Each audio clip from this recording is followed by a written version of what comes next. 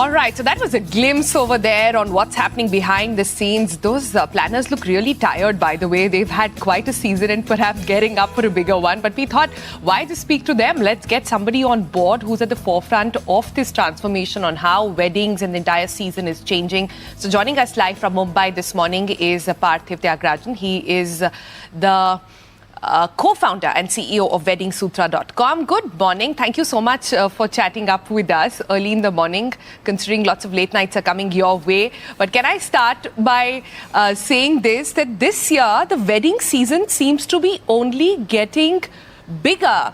I was just looking at the statistic which says 48 lakh weddings scheduled in the next 34 days, which is almost one wedding happening every 2 seconds or so, much higher than last season as well. So post-pandemic, are you seeing a very clear shift towards A, more and more people ready to embrace marriage, and B, do it with a big shout out? Well, weddings are much more in the news now. Earlier, when a celebrity was getting married, it was a secret marriage, and business families really did not put out much on social media. The percentage of people getting married in a year, you'll have 2% of the population getting married or there's a wedding in the family. It remains the same. But what social media has done has just made marriage and weddings a much more fun experience and not just something which is about traditions and family functions. Tell us though, Parthip, is there also a trend of doing intimate weddings? Because we're talking about big, huge celebrations on one side, and that really is a trend that we've seen over the last few years. But I also want to ask, this other trend of couples going, we're not going to do any of that. We're going to maybe stick to a small ceremony and even keeping their main ceremony very small. Absolutely. Are we seeing that happen? Absolutely. You will have more and more well-educated, well-traveled couples who will just want that intimate wedding. And I must say that big fat weddings really will be preferred always by business families. But when you look at the professionals who are working in corporates or living abroad, they would like the intimate wedding. But what is really changing is the number of pre or post wedding celebrations. So, okay. That's interesting. That's interesting. So pre-wedding celebration, post-wedding celebrations, but sometimes doing it in a way that nobody has ever seen. But, Parthip, the question really is that if there is one place people go to plan their weddings, it is Pinterest. And if you look at the Pinterest 2024 wedding report, the one word that has been Googled 500% more than last year is quiet weddings.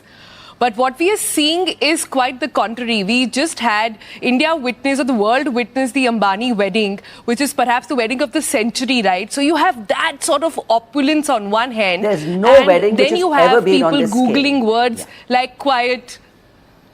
Yeah. And then you have quiet weddings on the other. So I'm just trying to understand, what's the trend like? Or is there everybody is doing, or there is scope to do what you want?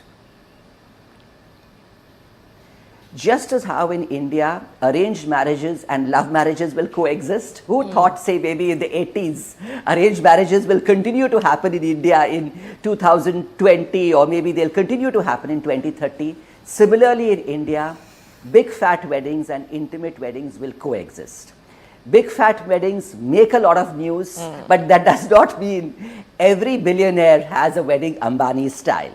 So, the Ambani wedding, of course, made a lot of news. It was beautifully orchestrated, and it was one of a kind, and many are inspired by it. There is some elements from it which continue to be much sought after, and as you rightly put it, there are many couples who relate with the intimate wedding, or what you call it, the quiet wedding, and we will see that and that will really be, I would say, a challenge and an opportunity for the industry, the wedding industry. What do you do when, you see a Bollywood star having a temple wedding, and, the client comes up to you, says, I just want a quiet temple wedding with 20 of us.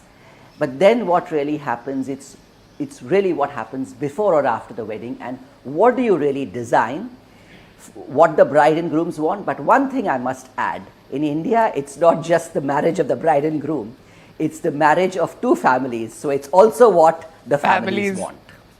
So I just want to ask you, Parthip, about a trend. Have you noticed in the last few years that there is more centering of what the bride and groom want versus what the family wants? I'm asking about if the philosophy towards weddings has at all changed in the last few years. Are you seeing couples maybe stand up for themselves more, say we want closer weddings, or is it still what the family wants that kind of reigns supreme when you're sitting down with families and they're having these conversations? Well, the interesting part is in India, as far as I know, almost 80 to 90% of the weddings, I'm not talking about what happens in rural India or in lower middle class families, but if you look at the upper middle class or the very well-heeled families, it's parents who pay for the wedding. And as long as parents are paying for the wedding, it's good news for the wedding planners and vendors. And while there are some things which would be very important for the bride or the groom, and there are a lot of, I have heard from planners that there's a bride who's taken 100% of the decisions and the parents are not involved at all. But I've also met planners who have not even met the bride ever. So that's the story. That's the India wedding story. Wow, okay. Yeah, there's so many Indias in one, right? There's no one definitive answer there. But if I could answer And Toya's there's question, nothing it like would be it one all Indian depends wedding. on who's paying the bill.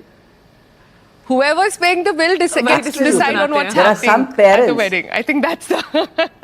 you know, there are some parents who are paying for it all and they say it's my daughter's decision. And there there we go. could be Some some parents where, exist. All right. you know, and it's. I have met brides who know about each and everything. They have interviewed each and every vendor, and as I mentioned earlier, it's the in some cases it's the parents and the mamas and the chachas who are doing the venue recce's, and you won't even see the bride or the groom there. Yeah. Yeah, so it's to each his own over there, yeah.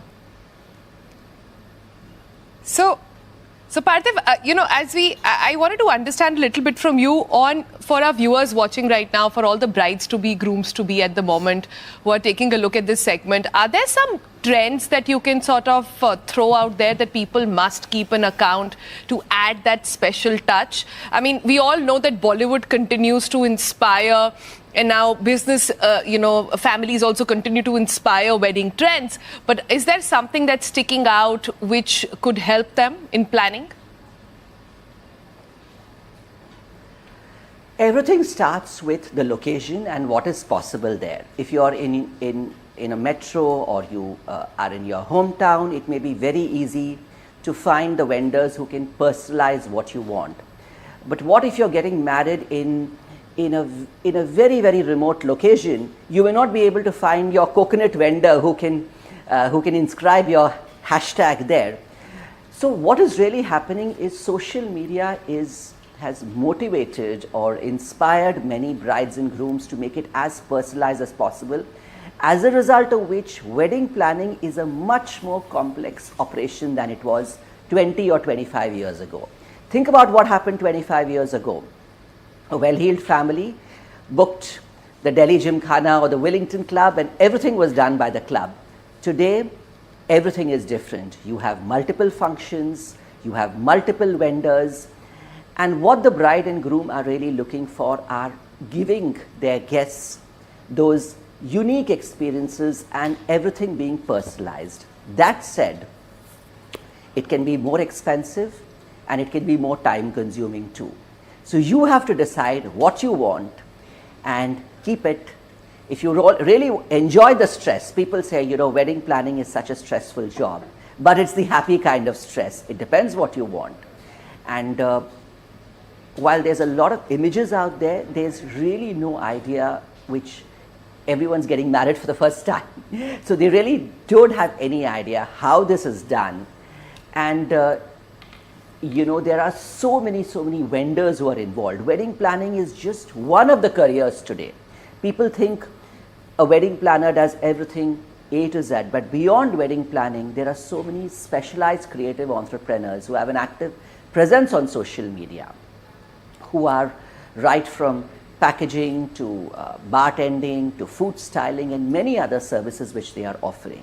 So you have to be clear what you want, you have to be very realistic, and think about what is really special for your loved ones, and it will be happiness all the way. Parthip, I want to ask you, so I attended a wedding last year where there was actually a bride whose jewelry, I later came to know, could be detached. So, for example, the mang tikka that she wore could be detached and made into a necklace, and then she would wear that necklace for the next many few months. It was her way of sort of being more sustainable, reusing her jewelry. Of course, you can't speak to the point of jewelry, but I do want to understand, has sustainability as a theme really entered into the wedding sphere? How are you seeing it manifest, and in which areas? So planners will tell you in the first meeting it's all about sustainability, but an Indian wedding, especially one with thousands of guests, cannot be sustainable. How many live counters can you have? If it is an indoor venue where there are children and there are no carpets all over, you may not be able to keep glass bottles for everybody. Florals are a part of our tradition, but couples in their own way adopt those practices. For example, you find them not sending printed invites, and you find more and more designers designing stuff, not just jewelry, even about, I was talking to Kunal Raval the other day, and he was telling me about how the menswear is such that it's not just that one heavy sherwani, it's about how you have layers which can be used for other functions also. So sustainability is quite a goal for Gen X and next gen. It's not just weddings, even hotels, it's about what they are doing. But that said, an Indian wedding in most cases, unless the bride and the groom and the families really decide to give up a lot of stuff and go through that extra cost and maybe inconvenience to say this is going to be 100% sustainable wedding, it is not always easy or practical for all. Okay. Not very sustainable, but could be intimate, could be big, could be paid by the bride and groom or the family, could incorporate 1,000 people or just 10. Really, there is no end to how the variety of weddings that are happening in India, and we are clearly becoming the destination for that. Thank you, Parthip, for joining us this morning with your perspective. With that, we'll give you a breather to go and sort of dream and think about what your dream wedding could be all about. I've had mine. Toya can sort of think about it and we can give her some notes later. But Does on that Toya note, want let's to take a get break. married? I love Coming it up today. on the That's other even side, becoming we've a got conversation. Okay.